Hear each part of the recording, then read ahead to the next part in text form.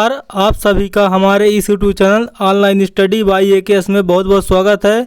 दोस्तों, इस वीडियो में हम आपको भौतिक विज्ञान का एक पार्ट लेकर आए हैं जिसका शीर्षक है तरंग से संबंधित महत्वपूर्ण प्रश्न उत्तर।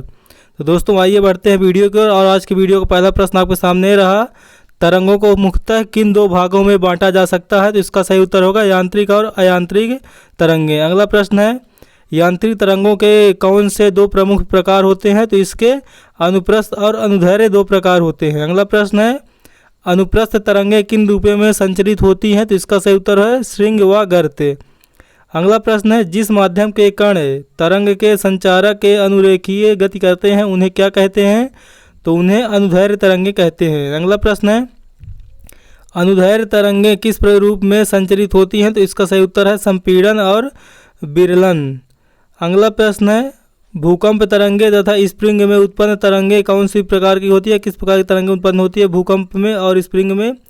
तो इसका सही उत्तर है अनुदैर्घ्य तरंगें उत्पन्न होती हैं। अगला प्रश्न है, माध्यम का कंपन करता हुआ कोई कण एक कंपन पूरा करने में जितना समय लेता है उसे क्या कहते हैं? तो उसे आवर्तकाल कहते हैं। अगला प्रश्न है, माध्यम स्थिति के दोनों ओर कंपन या दोलन करने वाले माध्यम के अधिकतम विस्थापन को उसका क्या कहते हैं? तो इसका सही उत्तर होगा आयाम।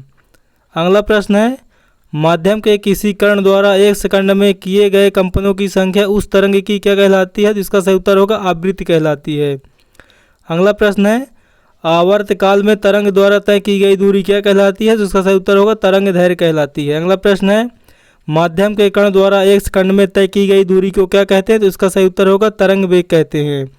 अगला प्रश्न आपके सामने रहा, वस्तु के एक बार कंपित करके छोड़ देने पर उसके द्वारा किए स्वतः कंपन को क्या कहते हैं? तो उसे स्वतंत्र कंपन कहते हैं। जैसे कि अपन के एक थाली जमीन पर गिर जाए तो एक बार उसकी आवाज़ निकले लेकिन बार बार उसकी कई बार ध्वनि निकलती है तो उसे स्वतंत्र कंपन बोलते हैं।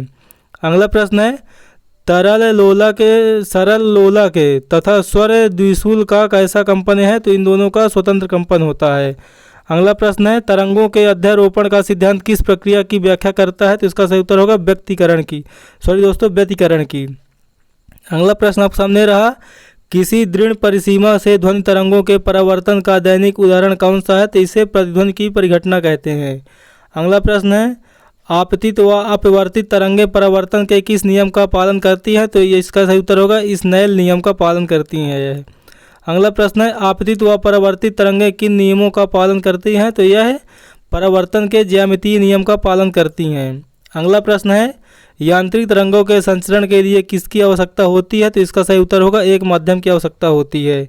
अगला प्रश्न है, कौन सी तरंगें निर्वात में भी संचरित हो सकती हैं? तो इसका सही उत्तर होगा विद्युत चुंबकीय तरंगें। अगला प्रश्न है, विद्युत चुंबकीय तरंगों की चाल प्रति सेकंड कितनी होती है? तो इसका सही उत्तर होगा 3 लाख किलोमीटर प्रति सेकंड। अगला प्रश्न आपके सामने रहा, किन किरणों के में अत्यधिक ऊर्जा के कारण वे लोहे की चादरों को पार कर जाती हैं? तो जो गामा किरणें होती हैं वह इसमें अत्यधिक ऊर्जा होती है जिसके कारण लोहे की चादरों को भी पार कर जाएंगी। अगला प्रश्न है, एक्स किरणों की खोज किसने की थी? तो एक्स किरणों की खोज दोस्तों रॉन्टजन ने की थी। अगला प्रश्न आपके सामने है, पराबैंगनी विकिरण की खोज किसने की थी? तो इसका सही उत्तर होगा रिटल ने। अगला प्रश्न है, दृश्य विकिरण की खोज किसने की थी? इसका सही उत्तर होगा न्यूटन ने। अगला प्रश्न है, अवरक्त किरणों की खोज किसने की थी? सही उत्तर इसका विलियम हर्शेल ने। अगला प्रश्न आपके सामने रहा, किन किरणों का उपयोग युद्धकाल में दूर दूर तक सिग्नल भेजने, अस्पतालों में रोगियों की सिकाई करने, कोहरे में फोटोग्राफी करने में किया जाता है? तो इन सभी में अवरक्त किरणों का प्रयोग किया जाता है। अगला प्रश्न है, लघु रेडियो तरंगों की खोज किसने की थी? तो इसका सही उत्तर होगा विलियम हर्ट्ज ने।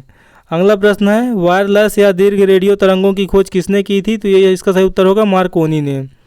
तो दोस्तों हमारे वीडियो का अंतिम प्रश्न था। तो वीडियो आपको कैसा लगा आप हमें कमेंट बॉक्स में ज़रूर बताएं। अगर वीडियो आपको अच्छा लगा हो, आपके लिए यूजफुल हो तो वीडियो को एक लाइक अवश्य दें।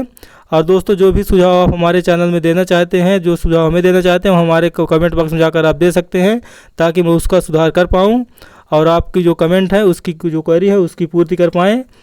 तो दोस्तों मिलेंगे अब नेक्स्ट वीडियो में नेक्स्ट मोस्ट इंपॉर्टेंट टॉपिक के साथ। तब तक के लिए दोस्तों जय हिंद जय भारत।